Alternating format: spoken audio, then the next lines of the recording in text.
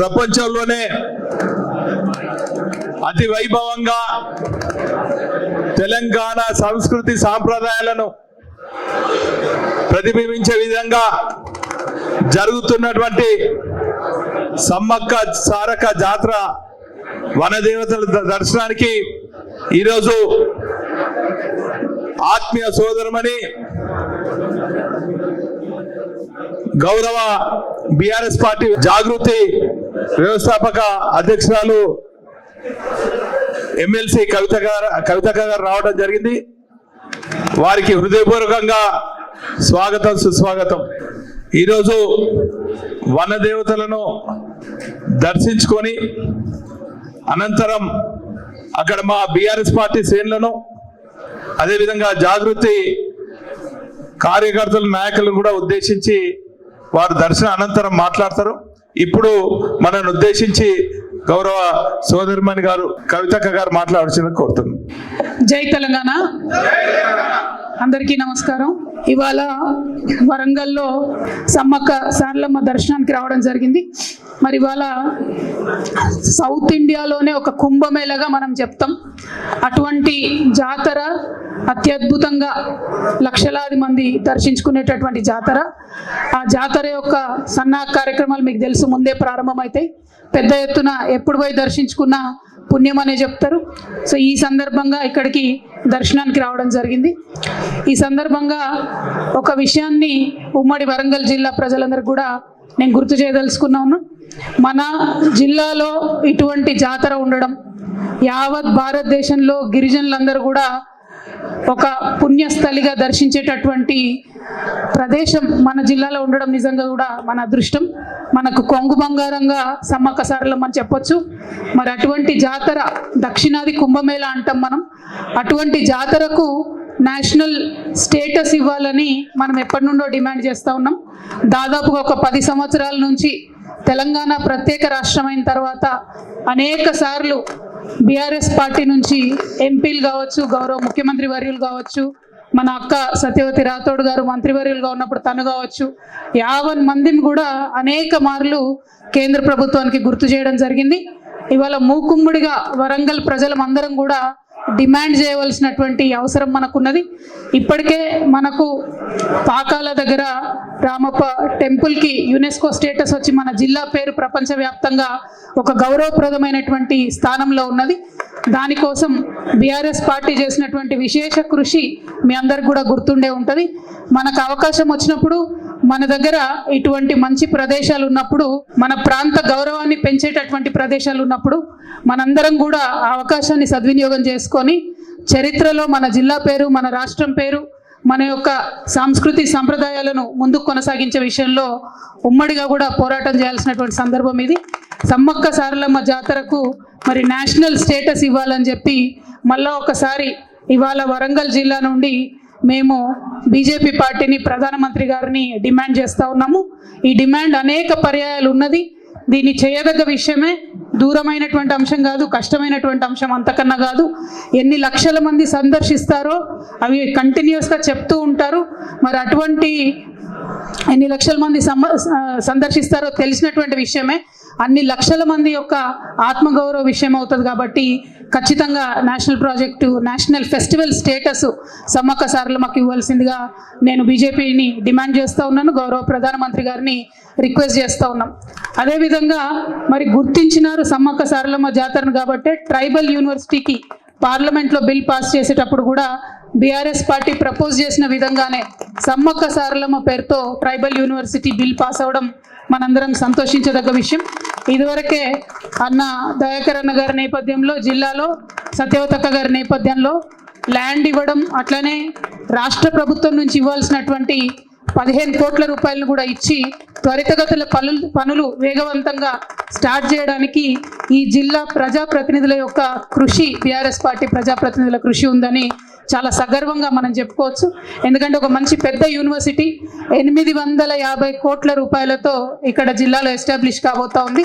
అనేక మందికి ఉపాధి వస్తుంది, అనేక మందికి మంచి అవకాశాలు వస్తాయి. కాబట్టి దానికి సంబంధించి మొత్తం ఎఫర్ట్ అంతా కూడా పెట్టినటువంటి బీఆర్ఎస్ పార్టీ జిల్లా ప్రజాప్రతినిధులందరూ కూడా ధన్యవాదాలు తెలియజేస్తా ఉన్నాం. మరి సమ్మక్క సారలమ్మ జాతర అంటేనే మనందరికీ తెలుసు, చాలా పెద్ద ఎత్తున సదుపాయాలు కల్పించాల్సి ఉంటుంది. ఉమ్మడి ఆంధ్రప్రదేశ్లో ఈ జాతరను బాగా నెగ్లెక్ట్ చేస్తే తెలంగాణ రాష్ట్రం ఏర్పాటు కాగానే మొట్టమొదటిసారి గౌరవ ముఖ్యమంత్రి గారు అప్పుడు కేసీఆర్ గారు 100 కోట్ల పైచీలకు డబ్బులు ఇచ్చి ఒకటే ఫస్ట్ ఇయర్లోనే మంచి జాతరకు అన్ని ఏర్పాట్లు చేసాం. తర్వాత ప్రతి సంవత్సరం 75 కోట్లు ఇచ్చుకుంటూ మంచి ఏర్పాట్లు చేస్తూ వచ్చినాం. మరి కనీసం 3800 బస్సులు నాకు తెలిసి లాస్ట్ టైము జాతరకు మనం పెట్టి మంచి ఏర్పాట్లు చేసినాం. ఒక్క వరంగల్లోనే దాదాపుగా 90 పాయింట్స్లో బస్సెస్ని పెట్టి ఎటువంటి ఇబ్బంది లేకుండా ప్రజలను అప్పుడు తరలించినాం. యావత్ తెలంగాణ వ్యాప్తంగా 51 చోట్ల స్పెషల్ బస్సెస్ వేసి ప్రజల్ని తరలించడంలో ఈజీ కావడంలో చేసినాం. ఇవాళ మరి మనందరికీ తెలుసు, గ్రామాలలో ఉండే పరిస్థితి మీడియా మిత్రులకు ప్రజలకు కూడా తెలుసు. బస్సులలో ఎప్పుడైతే ఈ ప్రభుత్వం వచ్చిన తర్వాత మహిళలకు ఉచితం అని చెప్పినరో అప్పటి నుండి విపరీతంగా రష్ ఎక్కువైతున్నటువంటి సందర్భాన్ని మనం చూస్తున్నాం. అనేక చోట్ల గొడవలయ్యి వివిధ రకాలైనటువంటి అసౌకర్యానికి ప్రజలు గురవుతున్నది మనం చూస్తూ ఉన్నాం. సో ఇంకా ఆ పథకం ఒక గాడిలో పడే లోపే మరి సమ్మక్క సారమ్మ జాతర వస్తూ ఉంది. కాబట్టి ఈ జాతరకు ప్రత్యేకించి ప్రజలకు అసౌకర్యం కలగకుండా మరి పురుషులకు ప్రత్యేకంగా బస్సులు వేస్తారా, లేకపోతే మహిళలకు వేసే బస్సులే ఇంకా పెద్ద ఎత్తున పెంచుతారా, ఏదో ఒకటి చేయాలి. కానీ బాధ్యత తీసుకొని ఈ జాతరకు వచ్చే ప్రజలు ఇబ్బంది పడకుండా ప్రభుత్వం దీనిపైన ప్రత్యేక దృష్టి పెట్టవలసిందిగా మేము విజ్ఞప్తి చేస్తూ ఉన్నాం. ఎందుకంటే లక్షలాది మంది వచ్చేటటువంటి జాతర, అనేక సదుపాయాలు ఇక్కడ చేసి ఈ జాతర యొక్క ప్రతిష్టను మనం పెంచుకుంటే నేషనల్ స్టేటస్ కూడా మనకు వస్తుంది. కాబట్టి దాని మీద ప్రభుత్వం సీరియస్గా దృష్టి పెట్టాలని చెప్పి నేను కోరుతా ఉన్నాను. అదేవిధంగా బీఆర్ఎస్ పార్టీకి సంబంధించి ఎప్పుడైనా కూడా వరంగల్ ఉద్యమానికి సంబంధించి మనకు పెట్టని కోటగా ఉన్నది. ఈసారి ప్రజలు పెద్ద ఎత్తున కాంగ్రెస్ పార్టీ వైపు మొగ్గు చూపినారు. సో కాంగ్రెస్ పార్టీకి ప్రభుత్వానికి చాలా బాధ్యత ఉంటుంది. వరంగల్ ఒక ప్రత్యేకమైనటువంటి స్థానం. వరంగల్లో జరిగేటటువంటి అన్ని కార్యక్రమాలకు మరి ప్రత్యేక శ్రద్ధ పెట్టి ప్రజలు మీ మీద పెట్టినటువంటి బాధ్యతను విస్మరించకుండా మరి పనిచేయాల్సినటువంటి బాధ్యత ప్రభుత్వం మీద ఉంటుందని ఈ సందర్భంగా వారికి గుర్తు చేస్తూ ఉన్నాం. At the same time BRS party కార్యకర్తలు ఎట్టి పరిస్థితులలో మీరు మనోస్థైర్యం కోల్పోవద్దు. రాజకీయాలలో ఎగుడు దిగుడులు ఉంటాయి, ఇటువంటి పరిస్థితులు వస్తుంటాయి. కానీ సంయమనం పాటించి ఓపికతో ఉండి మన యొక్క సిద్ధాంతాలను ప్రజల్లోకి మళ్ళీ తీసుకెళ్తూ ప్రజల మనసును చూరగొనడం ద్వారా మళ్ళీ మనం మంచి స్థానంలో సుస్థిరంగా వెనక్కి రావడం జరుగుతుంది. ధైర్యం కోల్పోకుండా బలంగా ఉండాలి. ఎందుకంటే ఉమ్మడి వరంగల్ జిల్లా ఎప్పుడైనా కూడా మనం అభివృద్ధిలో ఎక్కడ వెనక వెళ్ళలేదు. చాలా అద్భుతమైనటువంటి అభివృద్ధిని చేసినాం. కానీ అలవిగానటువంటి వాగ్దానాలు చేసి అలవిగానటువంటి అబద్ధాలు చెప్పి ఒక రకంగా ప్రజలను మభ్యపెట్టి మరి ఇవాళ ఇటువంటి పరిస్థితిని మనం గమనిస్తూ ఉన్నాం. సో ఈ పరిస్థితి ఎన్నో రోజులు ఉండదు. కార్యకర్తలందరూ కూడా ధైర్యంగా ఉండాలని చెప్పి నేను మీ అందరికి కూడా విజ్ఞప్తి చేస్తూ ఉన్నాను. ఇక అనేకమైనటువంటి సమస్యలు వస్తూ ఉన్నాయి. ఇవాళ ఎగ్జిస్టింగ్ 44 లక్షల మందికి ఏదైతే పెన్షన్లు వస్తూ ఉన్నాయో వాస్తవానికి ఎటువంటి ఇబ్బంది లేకుండా పెన్షన్లు ఎవరికైతే వస్తున్నాయో వాళ్లకు పెంచి డైరెక్ట్గా జనవరి 1వ తారీఖు నుండి ప్రభుత్వం ఇవ్వాలనుకుంటే ఏదైతే 2000 పెన్షన్ ఉందో 4000 చేస్తామని చెప్పినారు. ప్రజలకు అసౌకర్యం కలగకుండా డైరెక్ట్గా 1వ తారీఖు నాడు 2000 వస్తున్న వాళ్ళందరికీ 4000 ఇచ్చి ఆ తర్వాత అప్లికేషన్స్ తీసుకుని ఉంటే ప్రజలకు కూడా సౌకర్యంగా ఉండేది. సరే ఏమైతేనేమి డిసెంబర్లో పెన్షన్ రాలేదు, జనవరిలో పెన్షన్ రాలేదు, రైతు బంధు రాలేదు అనేటటువంటి చర్చ గ్రామాల్లో సాగుతూ ఉంది. కాబట్టి త్వరితగతిన ప్రభుత్వం ప్రజలకు భరోసా ఇచ్చి జనవరి 1వ తారీఖునన్నా పెండింగ్ ఉన్నటువంటి డిసెంబర్ పెన్షన్ను, జనవరి పెన్షన్ను మరి పెంచినటువంటి పెన్షన్ను తప్పకుండా త్వరితగతిన ప్రజల అకౌంట్లో వేస్తారని చెప్పి మేము కోరుతా ఉన్నాం. ఈ అప్లికేషన్లు పెట్టుకుంటున్నటువంటి ప్రజలు అనేక రకమైనటువంటి సందేహాలను వ్యక్తం చేస్తూ ఉన్నారు. మరి అన్ని డీటెయిల్స్ అడుగుతున్నారు కానీ బ్యాంక్ అకౌంట్ డీటెయిల్స్ అడుగుతలేరు. మరి ఇదేం సంగతి? ఒకవేళ యాక్సెప్ట్ అయిన తర్వాత మళ్ళా బ్యాంక్ అకౌంట్ డీటెయిల్స్ అడుగుతారా? ఇది కాలయాపన చేసేటటువంటి ప్రయత్నం ఏమన్నా జరుగుతుందా అనేటటువంటి చర్చ ప్రజలలో కొనసాగుతున్నటువంటి సంగతి మీ అందరికీ తెలుసు. అట్లనే 200 యూనిట్ల కన్నా తక్కువ ఉన్నటువంటి వారందరూ కూడా ఫ్రీ కరెంట్ ఇస్తామని చెప్పడం జరిగింది. మరి డిసెంబర్ నెల కరెంటు బిల్లు వచ్చే జనవరికి వస్తుంది కాబట్టి మరి అప్పుడు కట్టాలనా వద్దా అనేటటువంటి చర్చ కూడా ప్రజల్లో జరుగుతున్నది. ఇంకా చాలా అనుమానాలు ప్రజలకు ఉన్నాయి. మరి ముఖ్యంగా మహిళలు చాలా మంది మమ్మల్ని అడిగేది ఏంటంటే, చాలా ఇండ్లలో మగవాళ్ళ పేరు మీదనే గ్యాస్ సిలిండర్ ఉంటుంది. మరి అటువంటి ఇండ్లలో మాకు అసలు వర్తిస్తుందా వర్తించదా 500కు గ్యాస్ సిలిండర్ అనేటటువంటి అనుమానాలు వ్యక్తం చేస్తున్నారు. ఏదైతే ఒకటే ఫార్ములో అన్ని 6 గ్యారెంటీలకు సంబంధించి డేటా తీసుకుంటామని చెప్పిండ్రు, అందులో మరి ఇప్పుడు 5 గ్యారెంటీలకు సంబంధించిన డేటానే తీసుకుంటున్నారు. నిరుద్యోగ భృతి అనేటటువంటి కాలమే లేకుండా చేసినారు. మరి యువ మిత్రులందరూ కూడా కొద్దిగా కన్ఫ్యూజన్లో ఉన్నారు. మరి నిరుద్యోగ భృతి ఇస్తామని ప్రామిస్ చేసిండ్రు, ఆ ఫామ్లో ఎక్కడా లేదు అనేటటువంటిది కూడా చాలా మంది ఆలోచన చేస్తూ ఉన్నారు. ఇంకొక మాట కూడా, ఉద్యమకారులకు పుట్టిన గడ్డ వరంగల్ కాబట్టి ఇక్కడికి వస్తూ ఉంటే చాలా మంది మమ్మల్ని అనేక రకమైనటువంటి అనుమానాలు అడిగినారు. అక్క మరి ఉద్యమకారులకు ఏదో పెన్షన్ ఇస్తామన్నారు, ఓన్లీ ఎఫ్ఐఆర్ ఉన్న వాళ్ళకే ఇస్తామన్నారు అని అన్నారు. అంటే ఎఫ్ఐఆర్లు ఉన్న వాళ్ళని తీసుకుంటే మొత్తం టీఆర్ఎస్ పార్టీలోనే ఉంటారు వాళ్ళందరూ, మొత్తం ఉన్న ఎఫ్ఐఆర్లన్నీ. నేను మా తమ్ముళ్ళకి అదే చెప్పిన, అప్లై చేయండి. మనం ఆనాడు అమరవీరుల సందర్భంలో తీసుకున్న డేటా కూడా అదే, ఎఫ్ఐఆర్ ఉండాలని ఆనాడు అంటే ఆనాడేమో విమర్శించారు మనని, ఎఫ్ఐఆర్ లేకపోతే ఎట్లుంటుంది అని. ఇవాళనేమో అదే రూల్ పెడతా ఉన్నారు.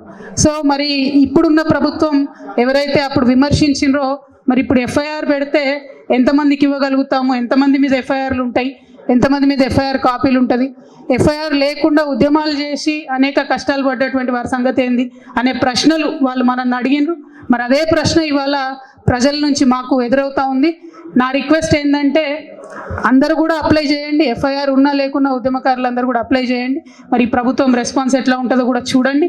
అట్లానే కరెంటు బిల్లుకి సంబంధించి కూడా నేను బలంగా నమ్మేటటువంటి విషయం, 200 యూనిట్లకు తక్కువ ఉన్న వాళ్ళు ఎవరు కూడా కరెంటు బిల్లు కట్టకపోతే మంచిదని నేను అనుకుంటా ఉన్నా. ఎట్లాగో ఫ్రీగా ఇస్తామని చెప్పారు కాబట్టి జనవరిలో వచ్చేటటువంటి బిల్లును కట్టకపోతే బాగుంటుంది అనేటటువంటిది సూచన చాలామంది ప్రజల నుంచి మాకు అందుతున్నది. నేను మళ్ళీ తిరిగి అది ప్రజలకు చెప్తా ఉన్నాను.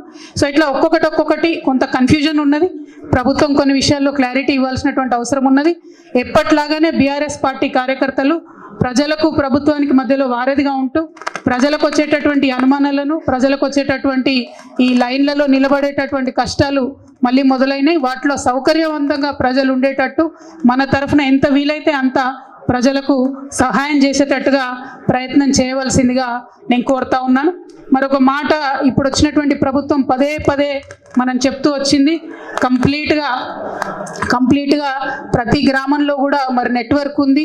ఈ సేవలో మీ సేవలో ఆల్రెడీ డేటా మొత్తం ఉంది. కొత్తగా మళ్ళీ డేటా ఎందుకు కలెక్ట్ చేస్తున్నారో అర్థం కానటువంటి పరిస్థితి ఉన్నది. ప్రతి ఒక్క పెండింగ్ అప్లికేషన్ మీ సేవలో ఉన్నది. అంటే ఒక బటన్ కొడితే చాలు మొత్తం డేటా వస్తుంది. అయినప్పటికీ మళ్ళీ ప్రజల్ని ఇంత కష్టపెట్టి అన్ని వివరాలు ఎందుకు తీసుకుంటున్నారు, కేవలం కాలయాపన అన్నది అర్థం కాకుండా ఉంది. సో ఈ ప్రభుత్వానికి చేసేటటువంటి సూచన ఒకటే, రాబోయేటటువంటి సమ్మక్క సారలమ్మ జాతర మీద ప్రత్యేకమైన శ్రద్ధ పెట్టండి, ఎక్కువ బస్సులు వేయండి. మహిళలకు ఉచితంగా ఇస్తామని చెప్తున్నటువంటి బస్సెస్ ఉన్నాయి కాబట్టి మరి పురుషులకు ప్రత్యేకంగా వేస్తారా, ఎట్లా ఏర్పాటు చేస్తారో చేయండి. ఈ జాతరలో మాత్రం ప్రజలు ఇబ్బంది పడకుండా ప్రయత్నం చేయవలసిందిగా కోరుతా ఉన్నాను. Thank you. జై తెలంగాణ.